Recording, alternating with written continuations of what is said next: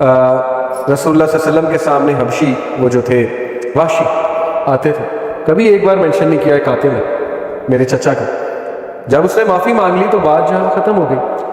اعلیٰ اخلاق کی مثال یہاں سے اندازہ لگائیں، جس جیو نے رسول اللہ پہ جادو کیا تھا، یہ بالکل صحیح روایات سے ثابت ہے، رسول اللہ صلی اللہ علیہ وسلم نے اس کو معاف بھی کیا اور کبھی اس کو ذلیل نہیں کیا ہے، کبھی اس کو محفل میں کہا کہ اس شخص نے میرے اوپر جادو کرایا تھا، ہی از اے کرسڈ یا سم تھنگ لائک دیٹ. صرف ایک بار اس سے پوچھا تھا کہ تم نے میرے پہ جادو کیوں کیا، حالانکہ وہ شخص رسول اللہ کے آمنے سامنے آتا تھا، کبھی مینشن نہیں کیا، کبھی اسے روک کے نہیں کہا. یہ اعلیٰ اخلاق، اس سے زیادہ اعلیٰ ترین مثال نہیں ہو سکتی. صرف ایک بار پوچھا تھا کہ why did you do it, تو وہ اتنا شرمندہ ہوا، اس نے کہا پیسے کے لیے. یہ کنورسیشن تھی رسول اللہ صلی اللہ علیہ وسلم. اس لیے کسی کو ذلیل کرنا، اس کی مسٹیک پکڑ لینا، مسٹیک پکڑ پکڑ کے کوٹ کرتے جانا، دس از آور کارپوریٹ کلچر. میں بھی کارپوریٹ میں رہا ہوں، میں نے ینگسٹرز کو دیکھا ہے پاکستان سے بھاگتے اور باہر جا کے کام کرتے. کیوں؟ ہم کہتے ہیں کہ نہیں جی باہر نہیں جانا چاہیے. آپ کے ینگسٹر جا رہے ہیں باہر، کیوں جا رہے ہیں؟ کیونکہ آپ کا جو کلچر ہے، آپ کے جو ایتھکس ہیں، وہ کیا ہے؟ اگلے کو ذلیل کرنے والے. سیدھی سی بات. آلدو کچھ کمپنیز کا بہت اچھا ہے، وہاں پہ وہ اس چیز کا خیال بھی رکھتے ہیں، لیکن میں میجورٹی کی بات کر رہا ہوں. جونیئر کو ذلیل کرنا، جونیئر کو تانے دینا، جونیئر کی کوئی مسٹیک پکڑ کے اس کو ایسا جو ہے بار بار کوٹ کرنا، وہ سمجھتے ہیں شاید اس سے ہماری ترقی ہو جائے گی، اس سے ہم اوپر ہو جائیں گے، اس سے ہماری عزت ہو جائے گی. تو یہ بہت سی شکایات ہیں ہمارے پاس. ینگسٹرز آتے رہتے ہیں مجھے جب ٹریننگز کے لیے بلاتی ہے کارپوریٹ، کیا ٹریننگ ہوتی ہے؟ Behavioural management. اور اس میں یہی جب میں ان کے کسی بڑے کے ساتھ بیٹھتا ہوں، بتائیں جی میں نے کیا بات کرنی، وہ پھر ایسی ایسی مجھے باتیں بتاتے ہیں، میں حیران رہ جاتا ہوں کہ یہ چل رہا ہے آپ کی کمپنی میں.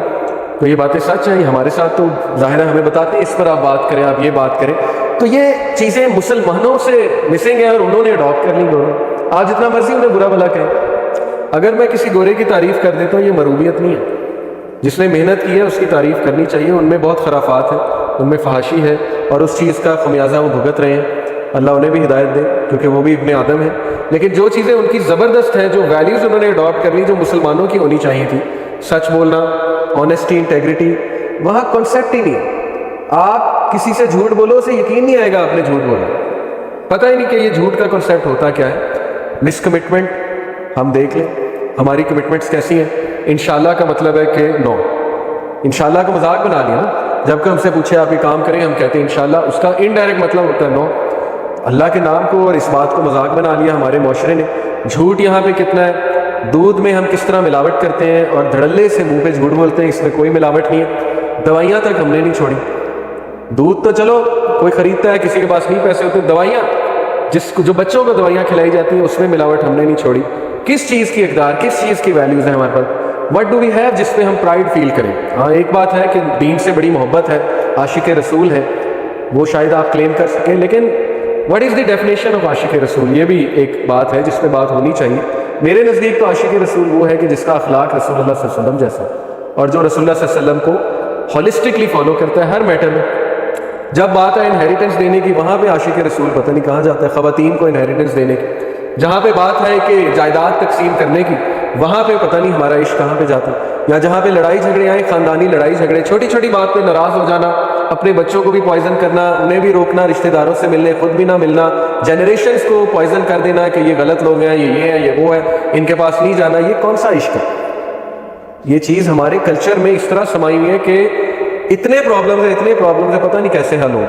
آپ لوگوں نے ینگسٹر جو ہیں اگر شاید یہ اس بات کا ٹھیکہ لیں کہ ہم ایسی فیملی اور ایسا کلچر ہم پروموٹ نہیں کریں گے، شاید پھر چینج آ سکے. ادروائز جو اس وقت حالات ہیں اور ہم کلیم کرتے ہیں عاشق رسول ہیں، تو یہ ایک بہت دکھ کی بات ہے. اور یہ میں ترغیب کے لیے کہہ رہا ہوں، یہ کوئی ڈیگریڈیشن کے لیے نہیں کہہ رہا. سو یہ رسول اللہ صلی اللہ علیہ وسلم کا رویہ تھا. بلیم گیم آج تک نہیں کی نبی صلی اللہ علیہ وسلم. احد کے موقع پہ نبی اکرم صلی اللہ علیہ وسلم نے صحابہ سے مشورہ لیا، کہا کہ یہاں پر رہ کر لڑیں یا باہر جا کر لڑیں.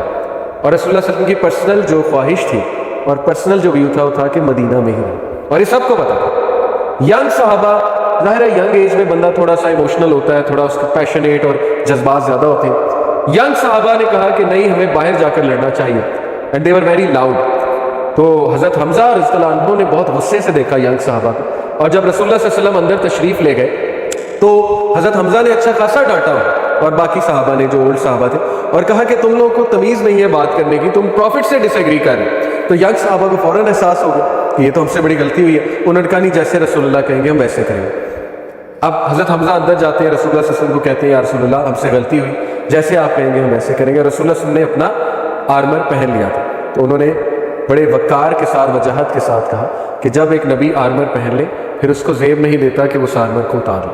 That's all he said. اور حضرت حمزہ خاموش ہو گیا. حالانکہ حضرت حمزہ بھی بڑی جلالی پرسنالٹی تھی, لیکن پروفیٹ وسلم کے جلال کے آگے کسی کا جلال نہیں چلتا. وہ خاموش ہو گئے.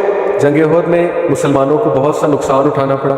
نبی اکرم صلی اللہ علیہ وسلم کے دندان مبارک شہید ہوئے, سر پر چوٹ لگی. صحابہ مصعب بن عمیر آئی تھنک وہ جنگ بدر میں شہید ہوئے تھے. بہت سے صحابہ وہ شہید ہوئے, ان کے والد شہید ہوئے. ایک بھی سینٹنس آپ کو سیرت میں نہیں ملے گا جس میں رسول اللہ صلی اللہ علیہ وسلم نے کہا ہو کہ ینگ صحابہ کی وجہ سے جو بہت زیادہ جو ہے نقصان اٹھانا. کوئی ایک بھی سینٹنس آپ کو نہیں ملے گا. A leader owns his decision. ہمارے گھروں میں بلیم گیم بہت زیادہ. بڑے بھائی کی غلطی پکڑ لی, بس بہن کی غلطی پکڑ لی, فلانی کی غلطی, بلیم گیم چل رہی. باپ نے مجھے پڑھایا نہیں, باپ نے میرا کیریئر تباہ کر دیا. میرے پاس آتے ہیں اکثر باپ کو الزام دے رہے کہ ابا نے یہ کر دیا, ابا نے وہ کر دیا. بھائی اس سے آپ کو ملے گا کیا؟ بلیم گیم سے نفرت کے علاوہ اور سیپریشن کے علاوہ اور کیا؟ شیطان تو خوش ہو رہا. آپ کو اتنا نہیں پتا کہ تقدیر کا ایک کانسیپٹ ہے. باپ نے تو جو کیا سو کیا, لیکن کیا آپ کو اللہ کی تقدیر نہیں پتا؟ آپ کی تقدیر میں بھی یہی لکھا تھا جو کرنٹلی آپ ہیں. تو آپ امپروو کریں. پاسٹ میں جانے کی کیا بات ہے؟ پاسٹ میں ہی رہنا کہ انہوں نے میرے ساتھ یہ کر دیا, انہوں نے وہ کر دیا. اور یہ ہماری ینگسٹرز میں انفارچونیٹلی ماں باپ کے خلاف بہت تیزی سے ایک رویہ ابھرا ہے. یہ میرے لیے بہت ایک سائن آف کنسرن ہے. شاید اس لیے کیونکہ ہمارے موٹیویشن اسپیکر ایک بات کرتے ہیں اور اس کے بعد انہیں احساس نہیں ہوتا انہوں نے بات کیا کی اور انہوں نے کیا کیوس مچا دی. ہمارے ینگسٹرز کو سینس آف محرومی دلائی جا رہی ہے کہ تمہارے اندر بہت بڑی محرومی ہے. اور وہ اس طرح دلائی جا رہی ہے کیونکہ ہمارے جو پیرنٹس کا ایج گروپ ہے, جس جنریشن کے وہ ہیں, ان کی اس طرح سے ایجوکیشن نہیں ہوئی پیرنٹنگ کی. یہ بات ہم کیوں نہیں ایکسیپٹ کرتے؟ بجائے کہ انہیں بلیم کرنے کے, انہیں تانے دینے کے, ان سے نفرت کرنے کے کہ یہ میرے ساتھ کبھی لونگلی بات نہیں کی. ریسنٹلی میرے پاس ایک یکسر ہے, انہوں نے کہا میرے ابا نے آج تک میرے سر پہ ہاتھ نہیں رکھا, گلے نہیں ملے, مجھے چوما نہیں. میں نے کہا کہ وہ فیس دیتے ہیں آپ کی یونیورسٹی کی؟ بالکل دیتے ہیں. یہ کرتے ہیں؟ بالکل کرتے ہیں. تو پھر کیا بات کریں؟ مطلب یہ کیا بات ہے کہ انہوں نے آج تک شفقت سے نہیں دیکھا؟ ٹھیک ہے, یہ ایک کچھ لوگ کی سوچ یہ ہے کہ اولاد کے ساتھ ذرا ڈسٹینس رکھو. ایک پرانی سوچ, یو کین آرگیو, ایک بسیدہ سوچ ہے, پرانی سوچ ہے. لیکن یہ کیا بات ہوگی کہ باپ کو ڈس لائک کرنا شروع کر دیا؟ اس لیے ہمیں ایک بیلنس ویو دینا چاہیے. بہت سی چیزیں ان کی ہمارے سے مختلف ہیں, لیکن سٹل وہ ہم سے پیار کرتے ہیں. ان کا پیار کرنے کا طریقہ شاید کچھ اور ہو. اگر انہوں نے زبردستی ہم پہ کوئی ڈیسیجنس تھوپے ہیں تو اس میں بھی میں ان کو اتنا قصوروار نہیں ٹھہراتا. بس ایک کلچرل چیز ہے, ریٹ ریس لگی ہوئی تھی. پیرنٹس کو کچھ انسیکیورٹیز تھی, ہمارا بچہ پیچھے رہ جائے گا. شاید اس انسیکیورٹی کی وجہ سے انہوں نے آپ پہ کوئی ڈیسیجنس تھوپ دیے, ڈاکٹر بنو, انجینئر بنو, یہ کرو وہ کرو, پڑھایا آپ کو زبردستی, آپ کی اتنی چوائس نہیں تھی وغیرہ وغیرہ. ان پہ جو پریشرز تھے ان کو بھی سمجھے, وہ جس کلچر کا حصہ تھے اس بات کو بھی سمجھے. اوکے, لیکن یہ کہ آئی ایکسیپٹ کہ کچھ پیرنٹس بہت ٹاکسک ہوتے ہیں, اسپیشلی بچوں کی پرسنالٹی خراب کرنے میں ان کا بڑا رول ہوتا ہے. لیکن سٹل میں ایک بیلنس بات کروں گا کہ آپ نفرت کرنے کی بجائے پیرنٹس کے ساتھ احسان کے ساتھ ہی چلیں. اس اینڈ پہ ہاں پیرنٹس کی بھی اصلاح ہونے والی ہے, یہ بات اپنی جگہ درست ہے. اب ہو یہ سکتا ہے کہ آپ ایسے نہ بنیں, سیدھی سی آپ ایک اچھے بیلنس قسم کی پیرنٹنگ, آپ کے سامنے انٹرنیٹ ہے, یوٹیوب ہے, آپ لرن کر سکتے ہیں پیرنٹنگ کیا ہوتی ہے, اچھی پیرنٹنگ کیا ہے وغیرہ وغیرہ. اس طرح کریں.